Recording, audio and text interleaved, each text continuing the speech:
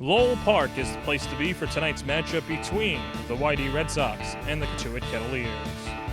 And a pleasant good evening, everybody, and welcome to Kettle Talk, the official pregame show of the Cotuit Kettleers. I'm Jon Perez. Another day and another opportunity to get out of the schneid.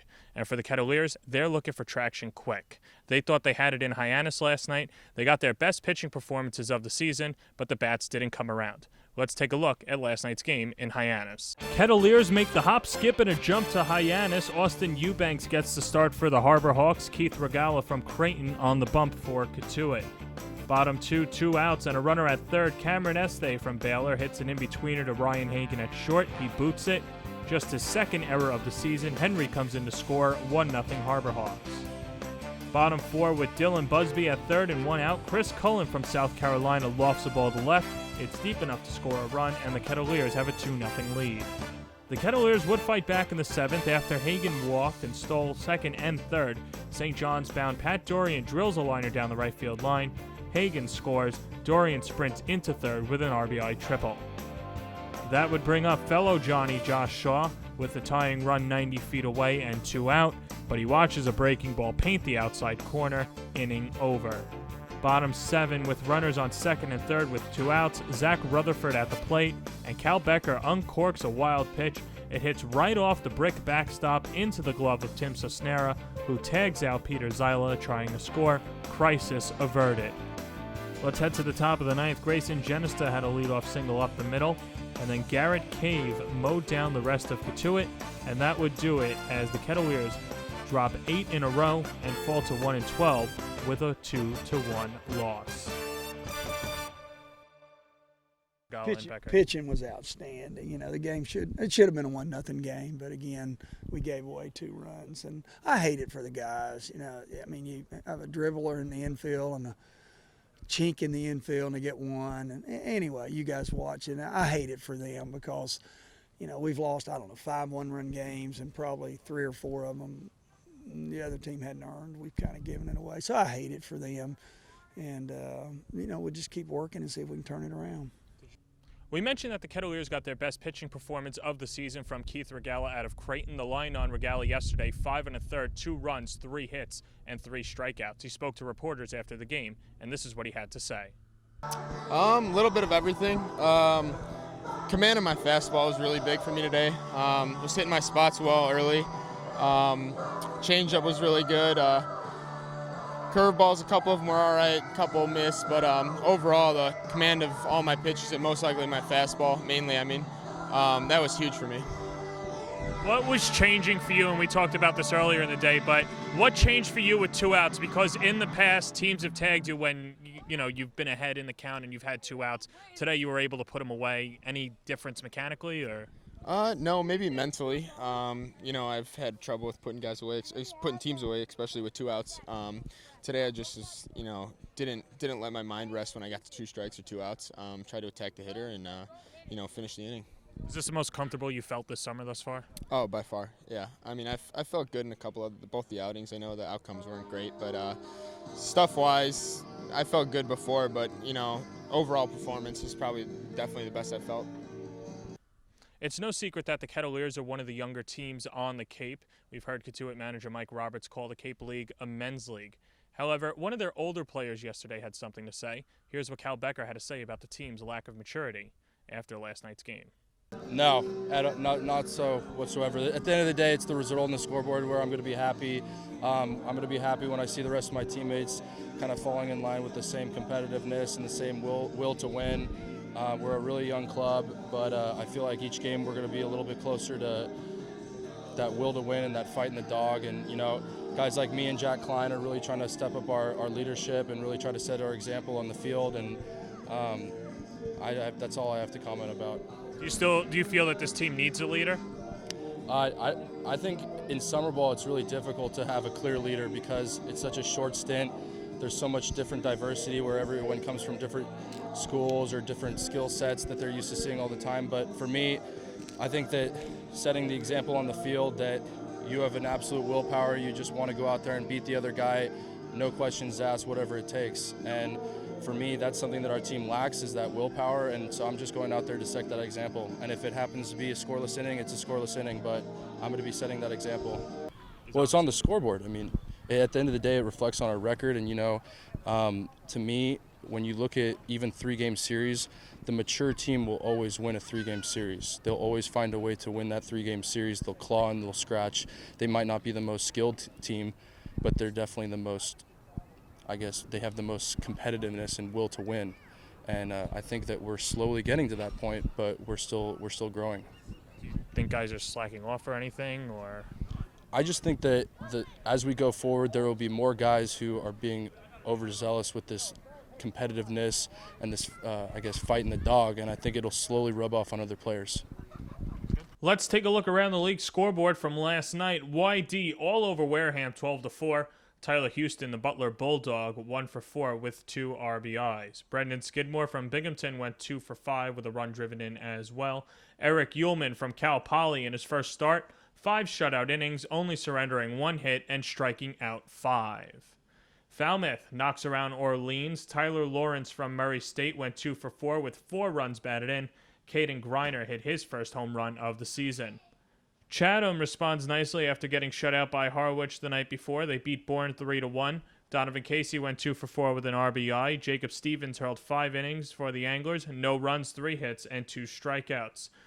In the battle of the best offense versus the best pitching, Brewster gave Harwich a taste of its own medicine. The high-octane Whitecap offense relied on its pitching to beat the top team in the Cape.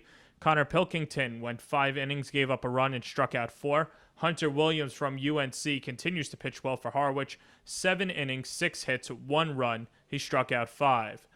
So a little movement in the standings. Brewster moves to within 2 games of the first-place Mariners. Chatham and Orleans continue to battle each other at 7 and 6. YD not that far behind at 6 and 7. In the West, Bourne, despite the loss to Chatham last night, still is the top team. Falmouth, the only other team with more wins than losses. Wareham split down the middle at 6 and 6 with a draw. Hyannis 4 games in front of last place Cotuit. The Kettleers will look to right the ship tonight against YD. They'll send out Colton Hock from Stanford. I caught up with him yesterday after the first clinic night at Lowell Park, and here's what he had to say. Cotuit taking on YD tonight. Colton Hock gets the start. He's joined by me now. And Colton, we're taping this yesterday, so I guess it's kind of in the future, but it was clinic day today here. What was it like just hanging out with the kids, showing them the slip and slide? I think it would teaching the proper fundamentals, how to slide and all that, sure. But it must have been a thrill just to give back to them. Yeah, that really is the case. We got the pitching staff here today working with the kids this week, and there's about 40 kids. And I'll tell you what, I've worked some other camps, and in some cases it's been babysitting, but I'll tell you what, we had a lot of fun with it this week. All the kids are great. They love to learn. The coaching staff, my teammates, they're really giving it all back to the kids, and I think they really just enjoy being around and having us just pretty much acting like their age and just having fun playing wiffle ball games, playing pickle.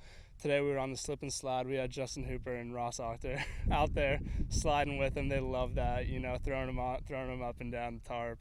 It was just a lot of fun. I'm looking forward to it. We have 5 more camps coming up, and we all plan on being on every one. You don't hear that too often, so.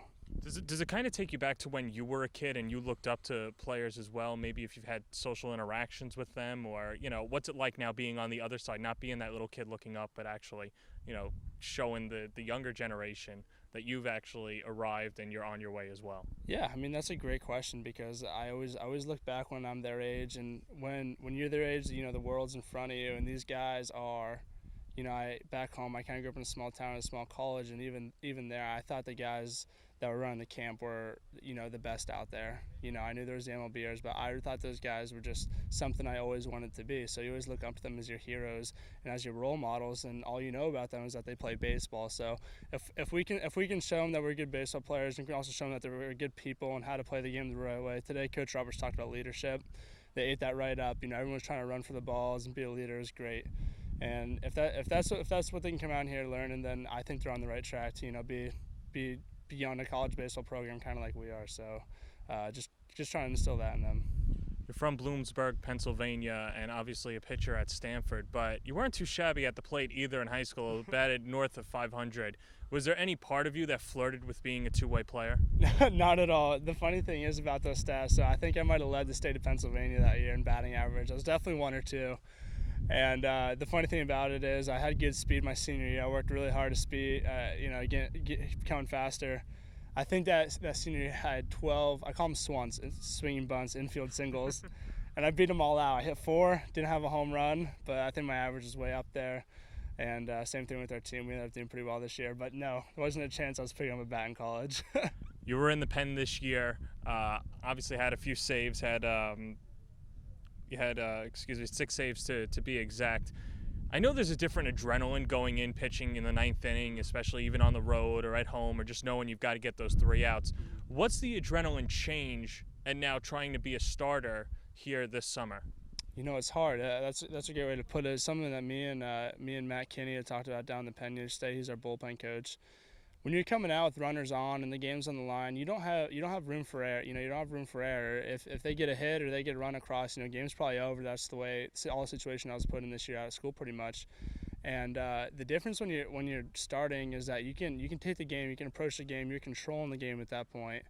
It's all right to give up a hit or a walk or whatnot.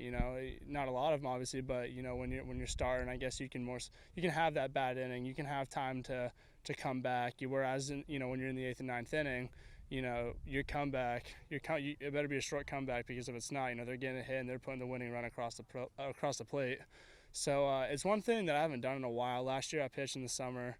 I decided to just get in there, take a deep breath, and try to get 4 or 5 innings and give our bullpen a chance. Something we haven't really done too much. So that's the plan going into tomorrow. And if we execute it, then I think we can get a win. With that said, let's take it back to this year too. For at least, I don't know, maybe a zillion years, Texas and Rice have always been looked as powerhouses in the NCAA. You pitched well against them this year, 5 2/3, had 8 strikeouts. Of course, I would like to ask what was working for you that day, but as the game progresses, how do you decompartmentalize and try to keep it within the lines and not really get too overhyped, knowing that you're going against Texas, and just do what you're doing? Sure. I think every team's the same. I think every league's the same. Even the Cape Cod League up here, where we got the best hitters in the nation, best pitchers in the nation. If you get ahead with the fastball, keep the ball low. At this level in college, they can't hit it, and it gives you a chance to throw your off-speed pitch, your breaking ball. And that's what I did against Texas. That's kind of my game plan all year. When I go out there in the mound tomorrow, it's going to be the same plan. Just get ahead with the fastball, shoot low strikes. Very rarely we have a guy put a good piece on a low fastball. If it's 85 or if it's 95, it doesn't really matter. And getting ahead, then we have a chance to work with our off-speed. Coach Roberts loves the changeup. I'm going to really try to work that in tomorrow. And obviously my go-to as a reliever has always been my curveball, and it's kind of my out pitch. So I plan to use that when I'm up in the count, maybe to start the batters off if I'm feeling it tomorrow, which I think it will be. So hopefully, all right. And that's the plan. All right, that's Colton Hock. Starting lineups coming up right after this.